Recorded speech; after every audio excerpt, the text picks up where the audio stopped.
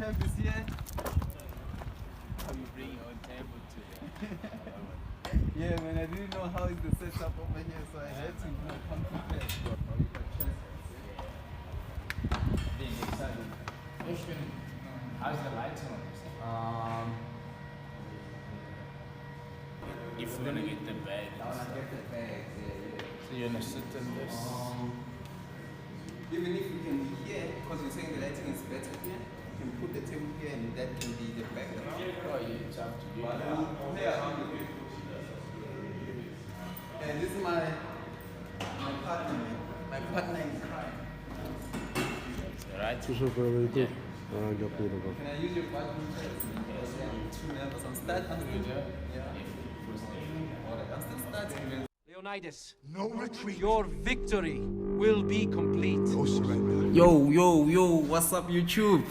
What's up fans? What's up sports fans? Yeah, sanibonani emakhaya.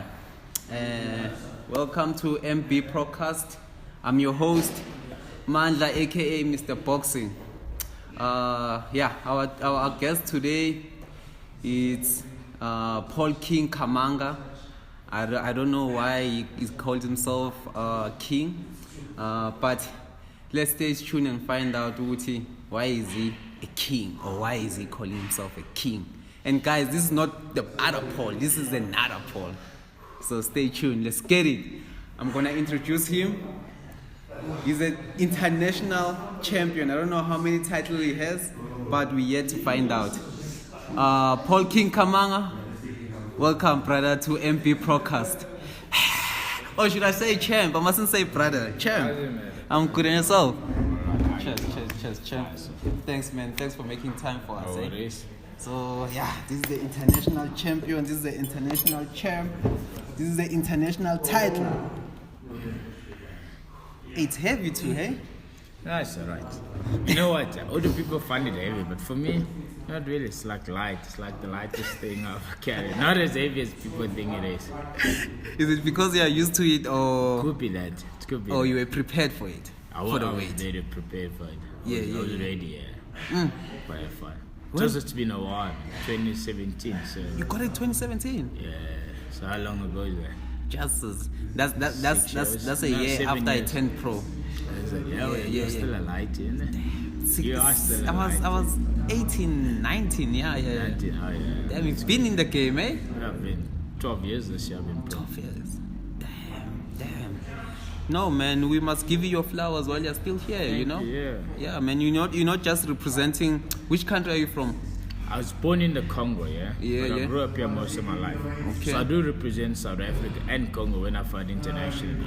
Yeah. Even in South Africa, fighting out of South Africa from Congo. From Congo, yeah. So I always represented two countries. Exactly, that's what I was about to say. You're not just representing DRC, Congo. Oh, no. you also South represent Africa, South Africa as well. So you are a champion, man. 100%, So we should give you your roses while you're still alive, 100%. man. Who's the sport minister? I want those roses, I want them. Pack them up. Make them come true. Let's get it. So yeah, champ. I'm coming in unprepared. 100%. Let's have fun. Let's just chat and man. see where it leads. Yeah. And I hope this one's gonna be better than the first one I had, because I was too nervous. But now I'm coming in a little bit confident. I've been practicing, preparing myself, for the camera, and for holding a conversation, an interesting conversation, and all that. Firstly, champ, I would like you to introduce yourself. Where you from? How old are you? And man, just introduce yourself. Hello everyone, my name is Paul King Kamanga. I was born in the Congo, like I mentioned earlier, but I'd come to South Africa when... Hello everyone, my name is Paul King Kamanga. I was born in the Congo, like I mentioned earlier, but I'd come to South Africa when I was about 10, younger. I think I was 10, when I was 9 or 10. And so I've spent most of my life here. I've lived overseas a bit as well. And that's me, Paul Kamanga, born in the Congo, raised in South Africa, and I'm 30, so I'm not a lighty no more. Nice one, champ. So you came here when you were 9 or 10? 10, yeah. So I was 10. 2003. Yeah. I was 9, 10. By that time, I was probably. I was funny. Yeah. I was born. I was probably 1 year away from my preschool graduation. I think so. Yeah. How old are you now? If I'm not mistaken. Now I'm 26. I'm turning 27, so slowly. You're reaching there. You're catching up. Yeah, champ. Okay, so you came here when you were 9 or 10. What made you come here at that age? Depends. Yeah, I think often people ask me that. At that age, you don't really do things by yourself, right? Yeah. You do what your parents ask you to do. And obviously, my dad had decided to relocate you with the whole family. Okay. And why did I move here? I wouldn't know. Well, that's a question to ask my dad. But obviously, you got to look at the greener pastures. And I think at the moment, Congo is, especially from an economical part, they're sort of declining. And my dad sort of thought it would have been better for us as a family, for him to raise us as a family here rather than there. So I guess maybe strategic move. But I mean, it's a hard one for me to answer because I was that young. Yeah. You didn't know much. Yeah. And how, when you're saying he took the entire family, how many kids I are come you? from a big, so there's 9 kids initially because my mom had 9 kids. Yeah. Okay. My mom passed away when I was very young. So actually, thank you, bro. So end of last month was her 24th death date. So she died 24 years ago.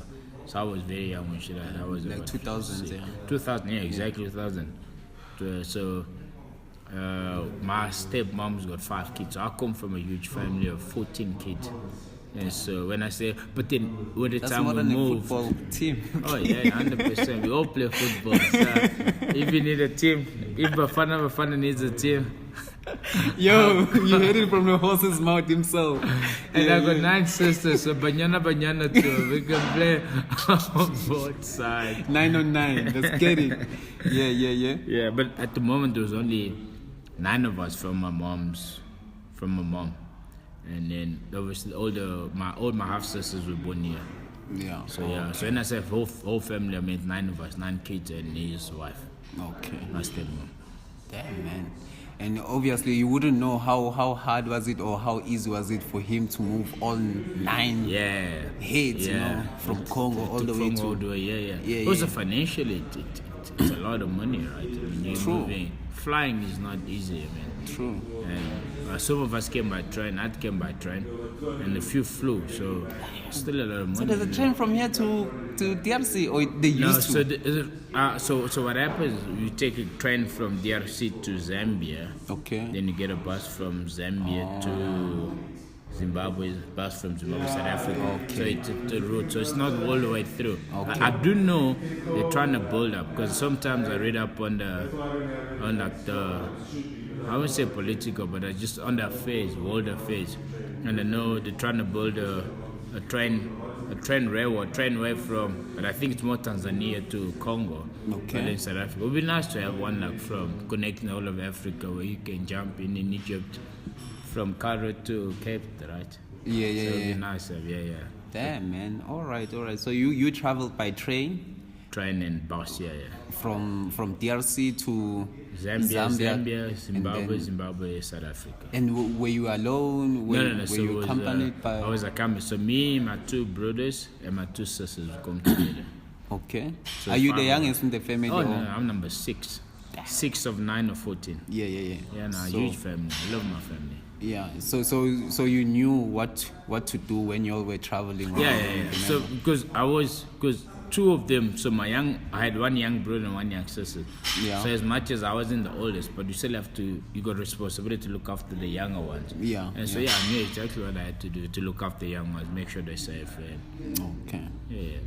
And you pass Zambia, right? Yeah. You get to Zambia, you get a pass. Yeah. And pass.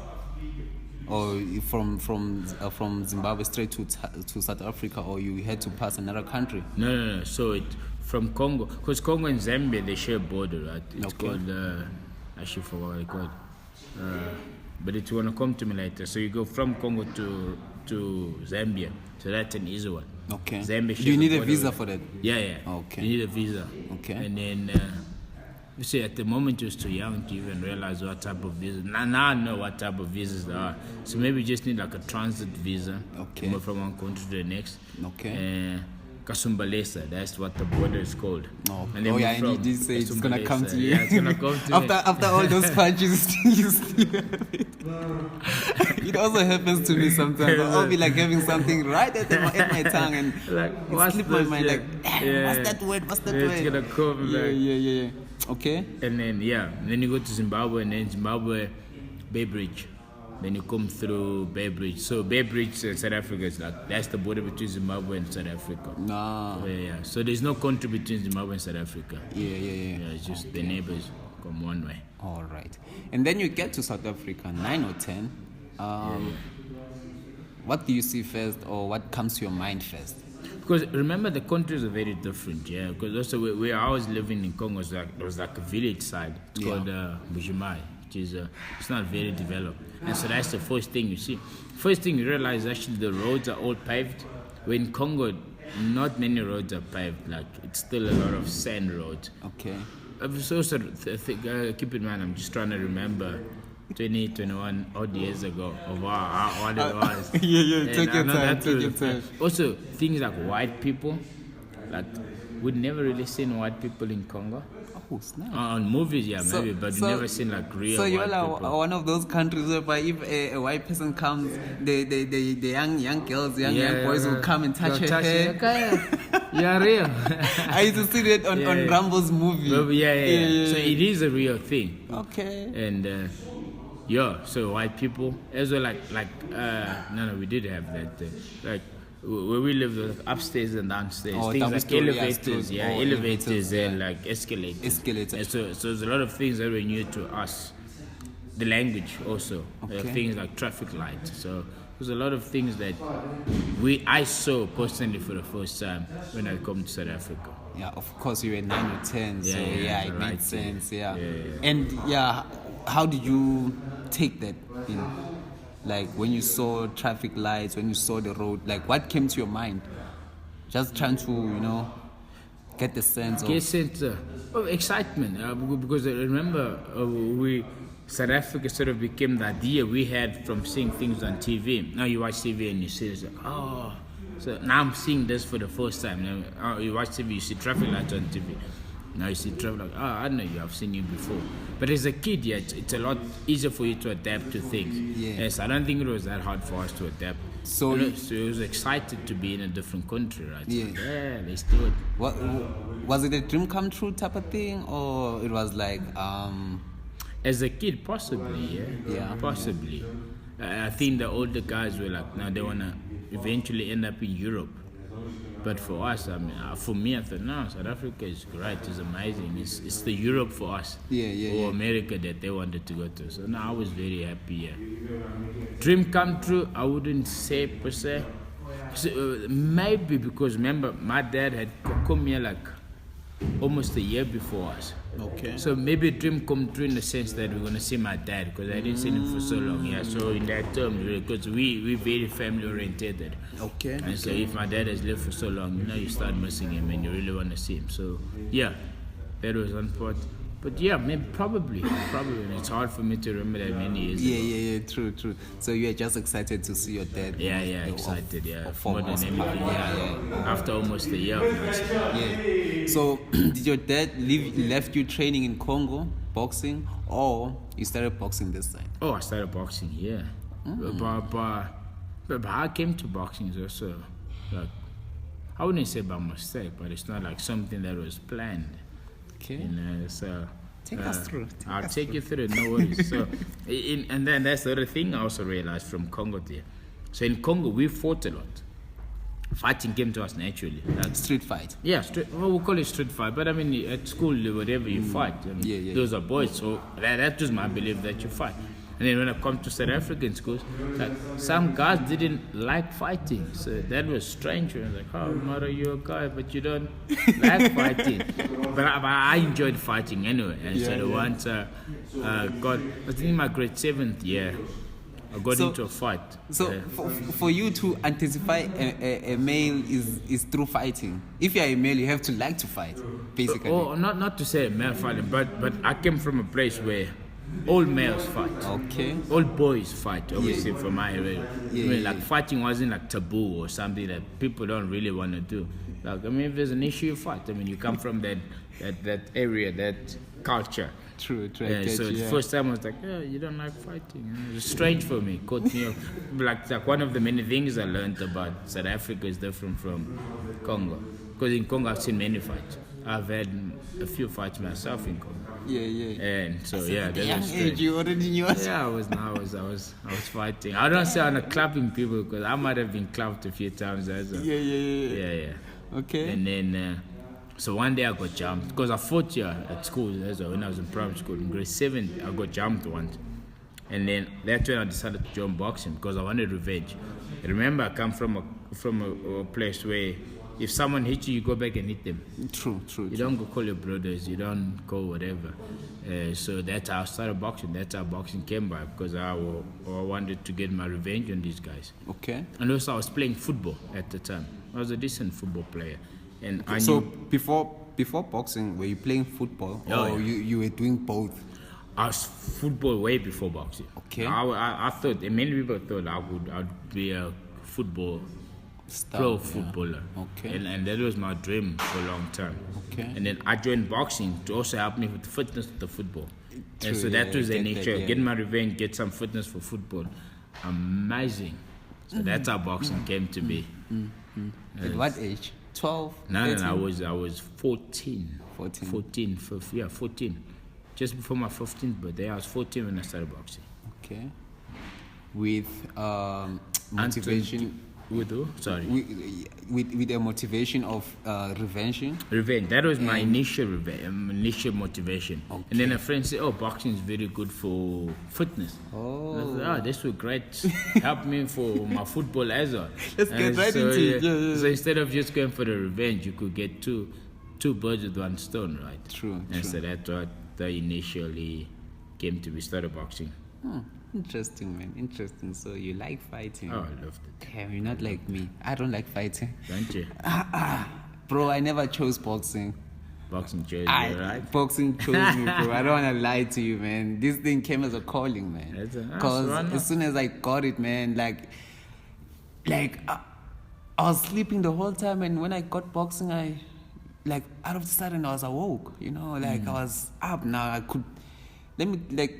To be honest with you, that's when my life started. That's when I started doing what I wanted to do. That's when I started talking more and impressing people less and pleasing people less. Before boxing, I was all about pleasing. I was a class clown. Yeah. So I was an attention seeker. Yeah. But when boxing found me, man, I became a different human being, man. That's good. Yeah, man, I thank boxing for that. Okay, it's all about you. No. We speak. We're having a conversation. Yeah. So I'd love to get to know you as well. Cheers. No stress, man. So yeah, you decide to join boxing for revenge and also for fitness for you to perform better. Football, as a footballer. Yeah. And who do you decide to join? Which gym? So initially, me, my brother, and a friend of ours, we used to go train. So I lived in Rosettenville, and there was a guy up the road who had like a boxing bag in his garage. His name was John, Indian fella. Okay. So we started boxing there. But then what happened was, because he was working, and so, but we could only go in if he's around. Okay. And so when you're young, you don't have cell phones, you can't phone him. We just rock up. We every day at 4 p.m. we're gonna come to your house. And sometimes we'd come there and he's not around, he's gone to work or whatever. Oh, yeah. And so eventually we would have 2-3 days and then he's not there for another 2-3 days. And so it just became frustrating. And then a friend said, hey, I used to train at box office, that's with Anton Gilmore. Let's go see him.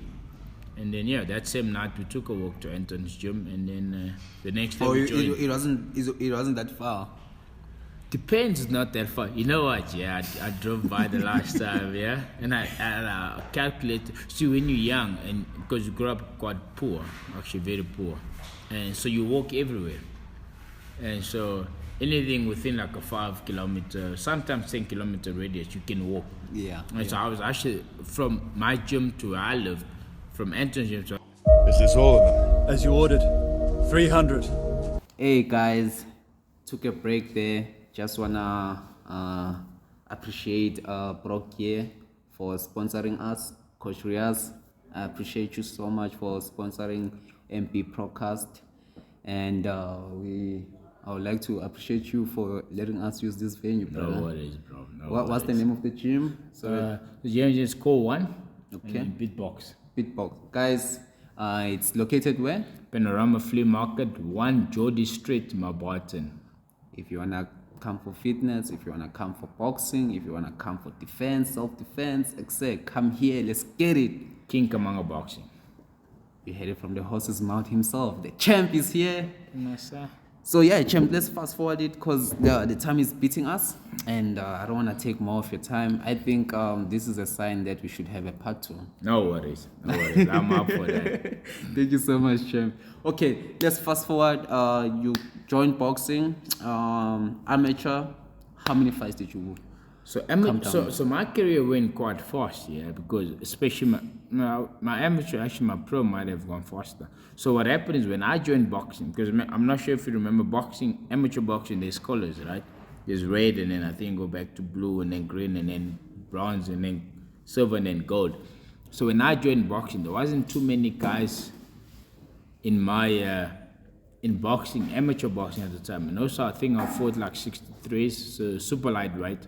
And there was not so many people that made that weight, and because so I was tracked fast. So I had 3 fights I think, and my 4th fight I fought in the Gauteng finals. So I won the silver. I lost my first loss was my 5th fight, so I lost the silver. So I got the 5th fight I had a silver grading. So from red to silver. So that was surpassed, jumped a few steps forward. Damn, you moved like heavyweights, because heavyweights also they move like that. They do because move, lack of opponents. And that's the thing. So we unfortunately had to. So I had 26 amateur fights. Okay. And then I had 22 wins. I had 4 losses. But 3 of my losses, so we fought twice. So I had, I backed it up. So 1 win, 1 loss. Okay. So I remember the first loss was a guy called Rodriguez. He beat me and I beat him, and then I lost to Adam the Moor. But Adam, funny enough, we fought 3 times. We also fought in the pros. What's his name? Adam the Moor. Rodriguez. Fernando Rodriguez. I'm thinking of the UFC fighter. No, those ones can also come. I don't mind. Let's get it, champ. Okay, and then and then I turned pro. Because also, so what happens, because I'm not South African, first year, I lost obviously in the Gauteng final. But the second year I was amateur. I won the Joburgs and the Gautengs. I could never go to SS because I wasn't a citizen. Yes. The 3rd year, I won the Joburgs, but I couldn't even go to Gautengs. I couldn't even go to provincials because I'm not a citizen. And they told me the year after that I couldn't even go to Joburgs because they are clamping down on foreign citizen fighting for the Joburgs and the Gauteng and those sites. And how did that make you feel after working so hard? As a kid, it broke my heart. But so you were not even aware. They didn't let you know that you're gonna come across those. Not really, but see also because I remember me and Anton as well. I'm not sure how many. I was the first foreigners is taken that far into championships. Okay. And so he was also not aware. So I think it caught both of us by surprise. So we can't fight. And then obviously not BSA, Sanabo. Then they would come and tell us that next year you can't even fight for Gauteng. So the after you can't even fight for Joburg. And so but you kept on going, bro. I respect you for that. Thank you, brother. I respect you for that. So we could have gone pro earlier, but I was too young. Because remember South Africa you had to be 18 to turn pro. Yeah. But the good thing is Anton did do is that we did fight a few SA champions after they'd won the SA champ as amateurs. And I know we even had to travel to Pretoria. Crazy story, the one fight we had in Pretoria. But so we did beat a few SA champs, but I could never have gone to that level because I wasn't citizen. Yeah. And then after I turned 18, I became pro. So I turned pro at 18. I was still in matric. And then I had 3 fights that year. But also my career was very fast-tracked from there. 3 fights, I had 3 fights first year. But also remember, my first fight was July. So I fought July, September, December. Wow. And so like the last 6 months of the year I fought. Yeah. And then 2013, I think I had like 6 fights that whole year. And then the year after that, I also had a few fights. And that's when I won my first title. I fought a guy called Who's Late Now. So you became a champion in the second year? My second year, yeah. So I turned pro 2012, 2014, I became champion for the first time. Okay. But also by that time, that was my 14th fight. So I had 13 fights in 2 years. And then I had a title, and then I had a defend. So What I fought title was it? Mandawi. I fought WBA Pan-African. Okay, yeah. Of course, you can't At go my for, age, yeah. So I had to work, I couldn't fight for SA title. Yeah. So I had to have enough fights to fight for an international title, another regional or South African title. And then I fought, Botepa Mandawi, who unfortunately is late now. That's my first title fight. May his soul rest in peace. Yes. Yeah. And then I fought Kaza Mabuza was a defense. Okay. He was tough. Trust me, he was tough. And then, so I was super lightweight at that weight. And then the year after, I was struggling to make super lightweight. Yeah. So I went up to welterweight. Okay. And then the 2015, that's when I won the second title in the second division now. Because now I was super lightweight champion. And then I also became welterweight champion. So I think I was the first person to hold them at the same time. So I had the super lightweight and the welterweight title at the same time. Obviously I had to vacate the one. Yeah. Which I did. With a broken heart. And then I fought, I defended that one against the Russian. So I won that one against the Russian. I think, no, not Russian, Kazakhstan. He lived in Kazakhstan. Tough guy. First time I got dropped was him. In his country or? No, we fought him here. Okay. He dropped me in the second round, I think. Then I knocked him out in the 5th or the 6th. So he knocked you down in the second round, and then you knocked him out in the 5th round. Wasn't out. They stopped him. His eye couldn't see, so the medical doctor. Was he bleeding or was he swollen? He was swollen, but closed completely, so he couldn't see from that. Yeah. But luckily they saved him because I was on fire. I would have finished him that way. And then the fight after that, I defended against a Russian, also here in South Africa. But then after that, that's when I started having a bit of a problem with my promotional management at the time, or promotion at the time. Okay. And so I think I was 23, and I sort of retired from boxing. And how many titles did you have? So that was my 4th one. Well, it depends when you say title. So titles is in one defense, so that was my 4th one. Okay. So I was 22, 23. Okay. Yeah, and that's when I sort of retired from boxing. I was like, because of the management. Management and the whole stress. You know when you feel like you're not going anywhere, and you work so hard to get to this point, and it feels like you stuck there. Every time you think, okay, now I'll get there. As soon as I get there, I'm good. I'm good, yeah. And when you get there, you find more issue, another mountain to climb. Yeah, keep in mind, I felt like I'd done everything I've needed to do because I hadn't lost yet. That was my 19 fight, 19 wins. Wow. So I'm like, surely, because promises and then nothing comes to it. Also, they did recognize you. Oh, they did. They did recognize me. 19 fights, 19 no loss. But the good thing was that now I'm also getting recognized internationally. Wow. That's when we decided, you know what? So I had retired from here, and I got called up to Congo because there's, I think, 50th year since Muhammad Ali fought George Foreman. Remember, Ali and Foreman fought in Congo. So we went to the same place, had an exhibition fight. It was amazing. Wow. And when I was in Congo, I got a call from Russia. Okay. That, hey, would you like to take a fight? It was, I wouldn't say, no, it was good, 6 weeks, but I hadn't been training for so long. So we took that fight anyway, which is good. I had a good camp. How many rounds? So it was a 12-rounder. So we're fighting for another title now.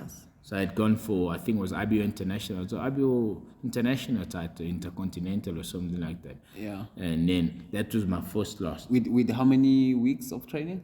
No, it wasn't. See, I got back from Congo end of July, say August, first week in August, I go back from Congo. Yeah. Then I fought, I think it was it September or October, early October. One of those months, yeah. So I fought. Prior to that, you have retired here in South Africa. So prior to that, I only fought, I think it was Feb I fought. Yeah. So from Feb till August, I didn't really try and go to the gym once. So, you know, see, the thing with that is you lose motivation. Yeah. Hey, bro, tell me about it, champ. I don't want to go back to the gym. Hence why I started this, because to me, it's not just about fighting. As I told you, I don't like fighting. Low key. Like, But I won't tell the trainer.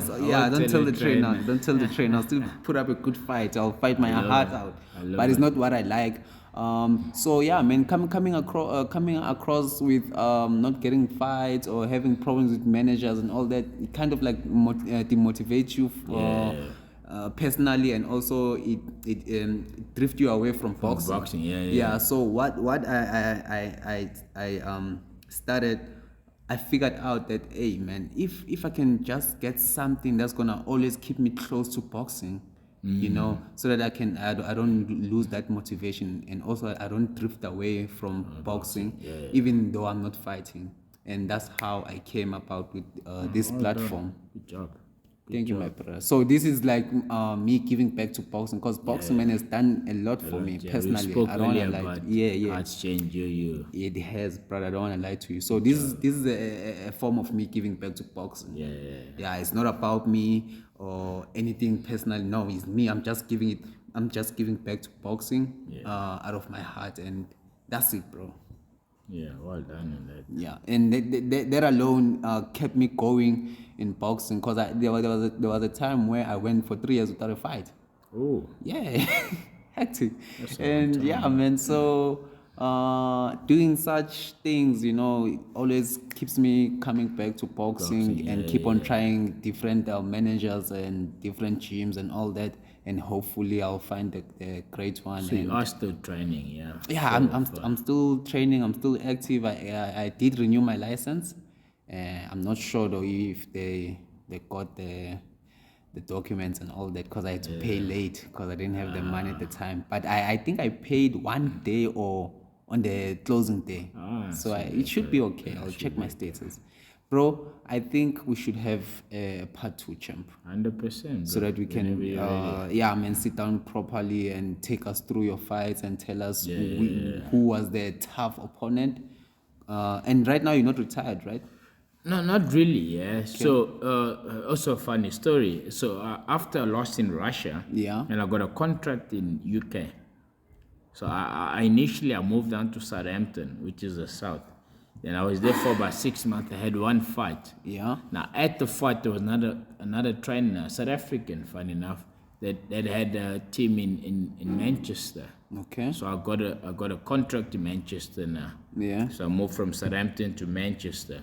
Okay. And that's when I won this title, yeah, which was the biggest title I've won to date. And then I defended it. I must take pictures of those. 100%. Yeah, champ. WBC. International champion. This is the pinnacle, bro. That's the pinnacle. Yeah. And then in my defense, I lost. But there was also a lot of things around that whole thing. Yeah. No, you'll take us through on the part 2. 100%. And yeah, man.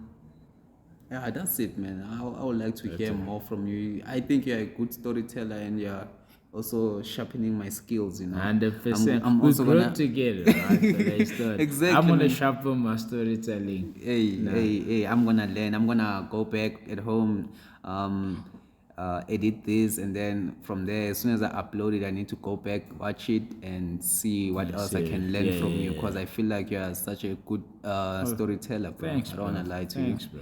And I had Oscar before this. He said he's an introvert. I'm also an introvert. I was nervous, but I don't think he was. And it was a good interview, but I was, struggling. I don't think he was either, because you got to understand, it was your first time. Yeah. And Oscar's done probably 1 million interviews, so it wasn't his first time he was in that position. So he wasn't nervous. He's an introvert, you know. Yeah. I've spent a bit of time with him. Yeah. You're gonna tell us more even about him, man. 100%. And also, man, I never had a boxing interview. Ever since First time, is it? never ever for boxing And interview. then Yeah, create man. your So own. I'm Maybe creating- next time you come here, I'll be interviewing you. Exactly. Just tell me give me the questionnaire and I sit there and make it look good, innit? Thank you so much, champ. No worries. We out now, Mr. Boxing, but we're gonna all have the the part best. 2, man, and we're 100%. gonna wrap it up properly and take us through every journey that you went through. Other than that, champ, I really appreciate your time. I really worries. appreciate your kindness, worries. man. And yeah, man, let's get it. Enjoy. Paul King Kamanga. the champ himself. Yep. Signing off. MB Procast. That's all. Cheers, bro. It's chill, bro. Appreciate it, yeah. Man, I appreciate you, bro. You don't know how many no's I went through to get to you. That's alright.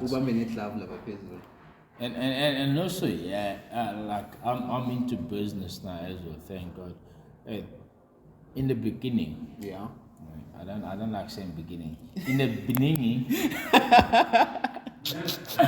Yeah, we Yeah, done. we Thank done. you so Thanks, much. CB. Thank you so much, coach. I flip the W, turn that shit to a big M. Check wrist, I'm trying to buy me a big band. I can feel what's in store for me, my 6 cents. Biggest safe for my dollars, plus a big fence. The key to leech is up out of the way. The key this big smile up on my face. Tunnel vision, high beams, I'm just steering it straight. 18 years, I be saying, man, these are the days. Let me tell you about it. 50s, 100s, every rubber band.